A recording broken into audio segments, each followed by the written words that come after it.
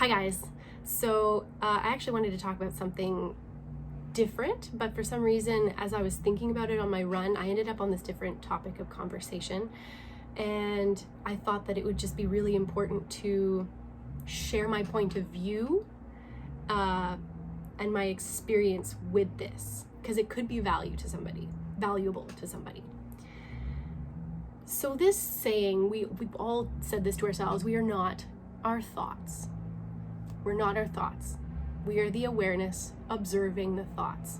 So what does that really mean? What are our thoughts then? Our thoughts, that's our ego. And how I interpret the ego, it's like a program that comes online when your body is sensing danger. So it's like the guy in the basement. It's the last to know anything. So what it does is it interprets everything from your sensory system. So what you're seeing, what you're feeling, what you're hearing, what you're touching, what you're tasting. So your senses actually come first, and then your brain interprets it with thoughts based on past experiences, usually. So we need this. You need the ego. It's not a bad thing to have an ego. However, when you are living by the ego, you are constantly living in fear because the ego's whole role is to protect you. It's to survive. And this makes sense in the world that we're living in right now because it's all about survival. We live in a society where we feel like we need money to survive. We need to look good to survive. It's about social status. So we've identified ourselves with all of these external things. And if we don't have them, in a way, we're telling our body that it's dying when it's not. It's not really. But the ego has to have confirmation. So just look at it from just a primal, natural point of view. If you're out in the wilderness and you hear something in the forest, your ego will immediately go, what is that? The body, all of the energy goes from the inside to your outer extremities because it needs to know whether or not it needs to run or if it's safe. So if you see the mountain lion or whatever, that's confirmation. That is confirmation that we need to run.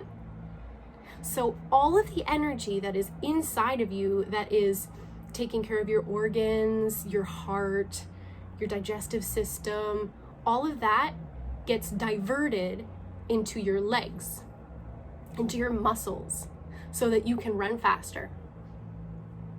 So once you're out of danger though, that turns off and the energy shifts back into your body, your normal functions. That is the way that it's supposed to be. We are not meant to be in survival all the time. So if you look at everything around you, people who are sick, it's because their bodies are not fully able to function because they're constantly living in fear. They're constantly living by the ego. Now, I've been looking into channeling, and I was always told as a kid that channeling was evil, that it's like the devil or whatever.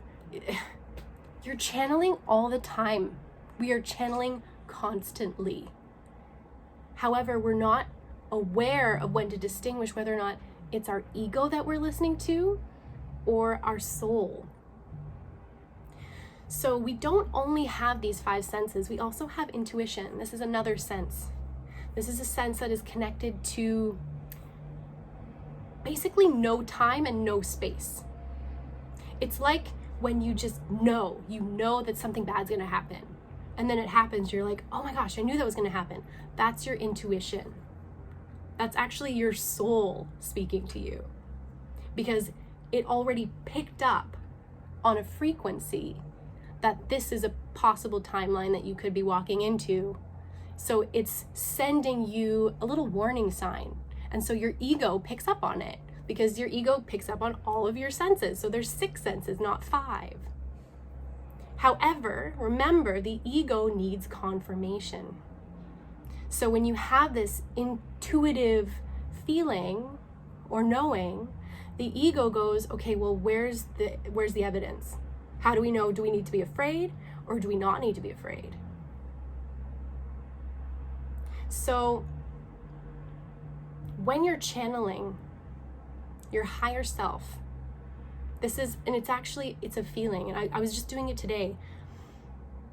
It feels like a stream of information that comes in and it just flows out of your mouth.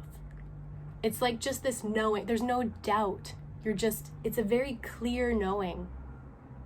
The ego's not involved. But what I've noticed in myself is when I suddenly feel fear or doubt, it feels like the ego is pushing against my intuition. It is pushing against that stream of information of all knowing. And it happens to me all the time. So when I'm in that, see, it's happening to me right now. It's like, it's crazy to feel it. Like, just try talking about something that you're totally sure of, that you've never doubted, because the ego will always doubt. It wants to be right. If this thought comes in and says, oh, you're not good enough, it's going to look around you for confirmation that you're not good enough. And when you're young, let's just say, for instance, I was single. I'm not, but let's say that I'm single and I suddenly I'm feeling sorry for myself. I'm trying to understand, why am I single? So the ego goes, well, that person isn't single. That person looks happy. That person has a handsome boyfriend and all this money. So what it does is it analyzes everything that it's looking at and goes, well, that must be happiness. That's a happy relationship, because that's what you're seeing. So then you take that narrative and you make it your reality. So you now think that you need to be blonde in order to be happy. You need to be skinny in order to be happy. You need all these things in order to be happy. It's just your ego confirming the thought that you had that you are not good enough. And it's not true. These are all just beliefs. These are all insecurities. And we've been trained to think that way. Our society has trained us to live in fear. Why? Because when we are in fear, we are not connected to our higher selves. We're not channeling. We're not in alignment with our purpose, with why we're here. Because we think that because we're always focused on the outer extremities, on what's outside of us. And we're not actually disconnected, but our awareness is out there and not in here. If you don't pay your bills by the 1st of December, are you in danger? Are you going to die? No. But they've made us think that. I used to think that all the time. I used to think that because just say that I always had this narrative that I'm a poor musician. I'm a poor musician. That's my narrative. Therefore, my ego will continue to make that my reality. So just think about that for a second. How much power you actually have. If you can tell yourself that, if you can tell yourself that you're worthless, why can't you tell yourself that you have everything already, that you're alive? The fact that you're alive is proof that you deserve to be here. Change your narrative. Change the way you talk to yourself. You're not in danger, unless you are, in which case you'll know. You'll just know. You won't have all this doubt in your mind. If you're doubting things, you're living in the ego. When you know something, then you're on the right path. And ask yourself, because your body will respond. It's always responding. You're always connected to that dream of infinite possibilities. You always are. Frig, I could just suddenly decide to move to New Zealand tomorrow. That's terrifying. Why is it terrifying? Because the ego can't predict anything. It doesn't know what's going to happen, so it's afraid. So it's going to tell you things to convince you not to do that, because it's just protecting you. That's all it's doing. That's what it's supposed to do. So tell it to calm down and say, well, if I had this thought, if I suddenly feel like I should be going to New Zealand, maybe my intuition is telling me something that I can't see yet. Because remember, your intuition is your soul, which doesn't exist within time and space. It's calculating far faster than your brain. Your thoughts are really slow. Your intuition is instantaneous. It's calculating everything all the time, every possibility. So pay attention to that and get excited, because if you, oh my gosh, who knows what could be happening in New Zealand? That's a whole timeline that can lead me into the happiest days of my life. I don't know. But if I'm constantly living in fear, I'm not really living. So I really hope that this makes sense and helps some people, because it's really helped me. I've always had this fear of public speaking, and I understand why. It's because my ego is constantly pushing up against myself. Even performing, I've always had performance anxiety, and I'm aware that it's irrational, that there's no reason to feel that.